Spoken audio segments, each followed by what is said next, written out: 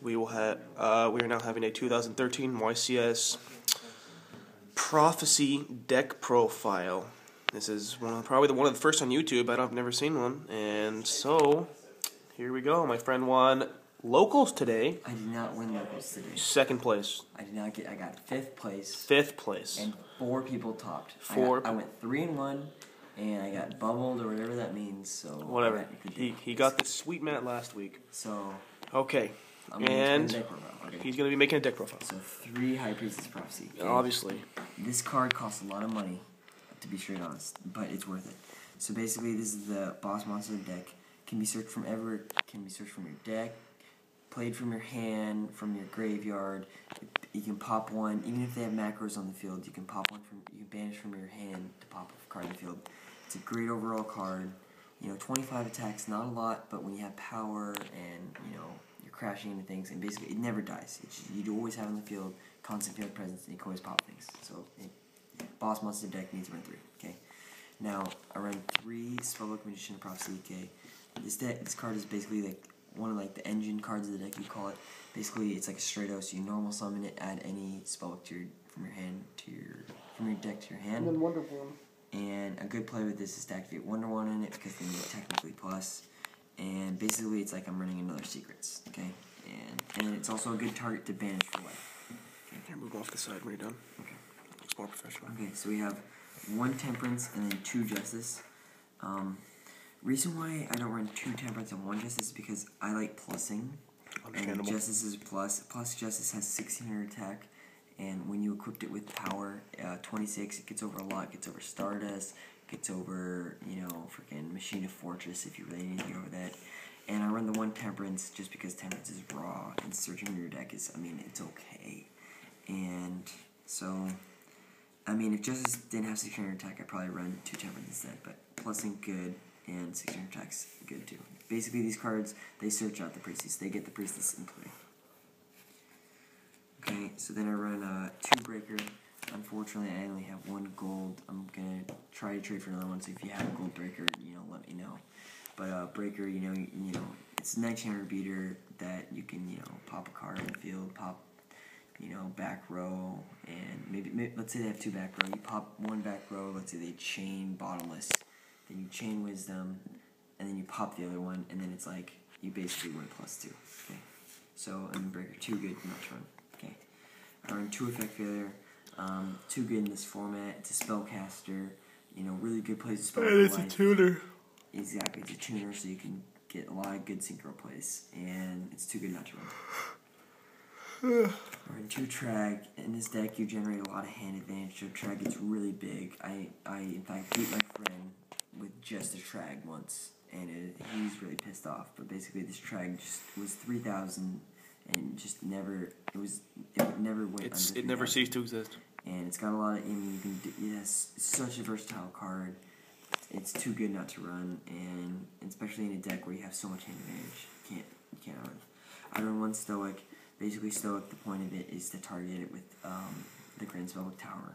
Basically, whenever the tower is destroyed by an MST or an Heavy Storm, I would always do special summon this, and I only need 1 because you can special summon from the deck or hand.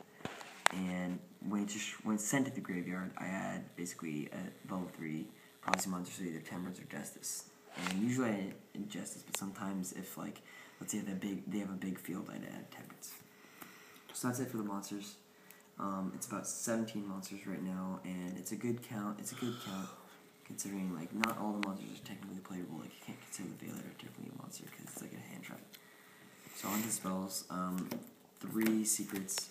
Secrets is the road of the deck. Searches everything. Staple. How could you not run a card that basically searches anything? Basically, if you end your turn with the Secrets in hand, your next turn you will have plays. That's basically the thing. If you don't end your turn without a Secrets in hand, you're not going to have that many plays. So basically, you always want to have Secrets in hand, somehow. And you can always recycle with Tower. You can search out with Power. In fact, I run 2 Power. Power's really good, boosts attack. It gets over a lot of, big beaters. And if I destroy a monster by battle, I can add basically Secrets to my hand. I run 2 Wisdom. I used to run 3, but I just today pulled the Spellbook Master. So I put that in my deck instead of Wisdom, and maybe maybe early in the morning or whenever I decide to. What are you gonna replace with your other master? I'm not sure yet, but basically I took out a wisdom for the master. Okay. As of now, basically wisdom basically into the deck, and anytime you're about to make a big play, you always want to search this out with the secrets, just to make sure that your priestess or your breaker is just going to be safe. Okay.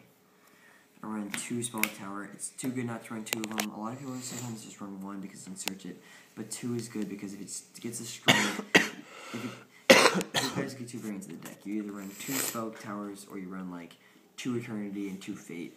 And basically, I don't want to have to rely on banishing it and then adding it with eternity in order to add it back. And it's basically a plus, and a lot of people at my locals don't know how to play prophecies, so let's just straight up MST it instead of chaining it, because if they chain to like an activation of its effect during the standby phase, then they don't get the effect. And so a lot of people don't know what to do with it. Basically, it's a plus every turn, and if they destroy it, even if they destroy it, I just special summon Stoic in the next. So it's too good not to run. True Life, you know, I was thinking about running 1, but Life is just too good in this deck. Basically, if you have a secret in your hand, and you feel safe with just a priestess on the field, because if that priestess somehow gets destroyed, you can just play Life and get it back, and then just pop everything. Okay, Life is too good not to run 2 of them. Let me go a little bit faster here. Okay, 1 spell master just pulled this. Copy secrets. Good card. Good card. 1 eternity just to recycle, and you only really need 1 because you can search for it. 1 master instead of I choose not to run Star Hall because typically if I run the Star Hall, I just end up playing it and you don't really plus off it. I mean, you always gain attack, but no one really wants to destroy it. This just gets rid of like a Grapha or like a key card that they need for their deck, and you can just banish it. Yep. 2 1/1, you know, draw power, plussing with spell Magician Prophecy. It's too good. Yeah. And staples?